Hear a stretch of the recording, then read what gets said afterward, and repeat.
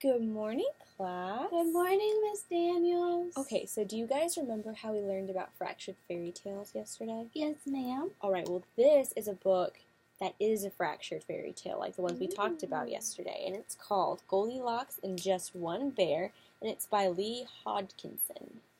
Okay. It's a weird last name, isn't it? It's so hard to say. It's different, it's unique. So before we get started reading the whole story, we're going to read his to-do list first. Ready? Okay. So it's eat porridge, fix chair, eat more porridge, make bed, eat even more porridge, and go for a nice big walk.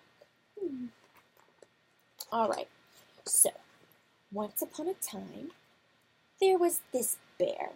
One minute, he was strolling in the woods all happy-go-lucky. The next minute, he didn't have a crumb of a clue where he was. He was one completely lost bear. So do you see all the signs that's confused? I do. Yes, ma'am. So this one says this way, and this one says no. This way, actually. So That's he's so confused, right? And what's in his hand? Do you see what's in his hand? A spoon. Right. Why would he have a spoon in his hand? Because he likes to eat porridge. That's right. So, the bear didn't much like this place. Too many bright lights and not enough twigs. Too much loud honking and beeping and not nearly enough owl hooting. So this is Fairy Godmother Theater, where dreams do come true. This is Princess Avenue. This is Wolf's Clothing Boutique. That's clever. They have all sorts of different places. So the bear was also a teeny bit scared, and his furry legs were slightly wobbly. Maybe the thing to do, said the bear, looking around, is to pop into Snooty Towers and get away from this terrible racket. So there's Snooty Towers right there. He's going to Snooty Towers. That's smart. But the revolving door at Snooty Towers made the bear dizzy, and being dizzy with wobbly legs was bad news. See all these little tracks? That's from where he got all dizzy from the doors. What the bear needed was a little rest. A little rest somewhere would definitely make things right. Definitely. Sleeping always helps. So he's going up, up, up, up, up. 17 floors. Isn't that crazy? That's a lot of floors. It is a lot of floors. The bear peeked through a door and thought how very pleasant it was up here. No nasty and noisy like down there, said the bear. Just the place for a little rest. Look how fancy this apartment is. It's like a penthouse. It is a penthouse.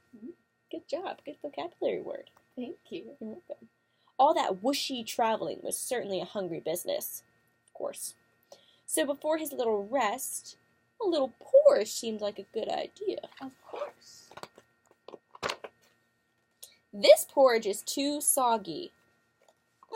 It's a fishy bowl. I know, isn't that ridiculous? It's not porridge. This porridge is too crunchy. What are those? It's cat food. It's cat food. Why is he eating cat food? I do not know. It's because he doesn't know.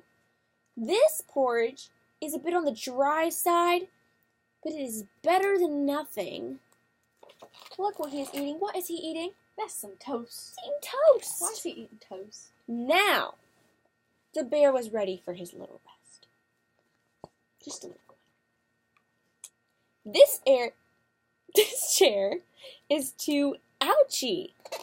Why is he sitting on a cactus? Exactly. Why do they have a cactus in the penthouse? No idea. Maybe they're just rich and they can afford one, so that's what they like. This chair is too noisy. He sat on the kitty. That's funny. Do you not like kitties? No, I don't like kitties. No. I like dogs. I do too. Ready? This chair is just right. It's the beanbag chair. What did he do to the beanbag chair? He popped it. That's right.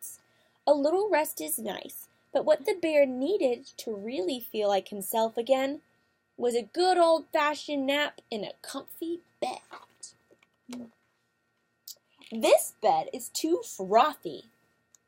You see that? He's sleeping in the tub. That's funny. All right, so based on the picture, what do you think the word frothy means? Bubbly. There you go. Good job. Thanks. You're welcome. Mm-hmm. This bed is too pink. Look at all that pink. This bed is just right.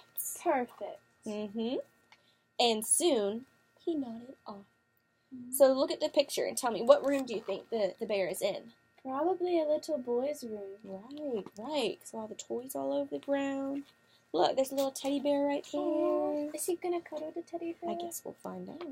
That'd be funny. A bear cuddling a bear. Yeah. The bear dreamed of, look at the hoot hoot of the owl that they talked about earlier, crunching through the leaves, all the leaves swirling around. The bear dreamed of puttering around in his slippers. Do you guys wear slippers? No, Right. I hate shoes. Okay. Well, that's why we go barefoot in Miss Daniel's classroom. Ooh, I like Miss Dana's classroom. I do too. The bear dreamed of a voice shouting very, very loudly. Why? It's the woods. You're supposed to be quiet. Somebody has been eating from my fishbowl, said the daddy person. Look, they barely have any room. And somebody has been eating my toast, said the little person, and they've eaten it all up. I'm so sad. What's the mommy saying? The mommy said, somebody has been eating my dear little pumpkin's kitty nibbles. See, that's what the mommy person said.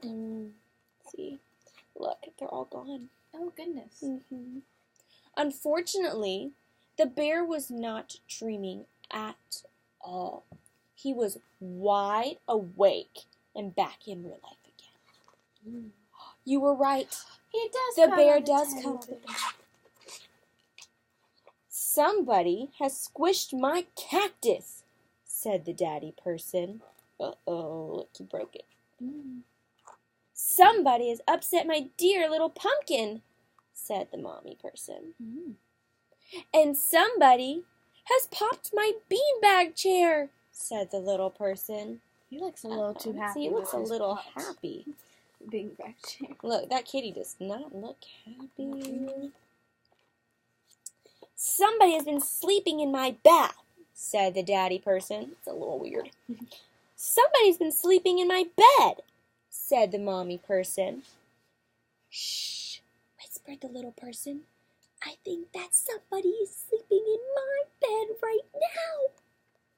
The bear peeked from under the covers to see a daddy person, a mommy person, and a little person standing right there. Dun dun dun. Exactly. The bear thought that the mommy person looked ever so slightly familiar. And the mommy person thought that gobbling other people's breakfast, breaking other people's stuff, and snoozing in other people's beds, see, that's what she's imagining, seemed ever so slightly familiar too. And it was. What do you think is going to happen? She's Goldilocks! Do you really think so? Yeah, because he said on page. Baby bear, said the mommy person. Goldilocks, said the bear. They hadn't seen each other in ages.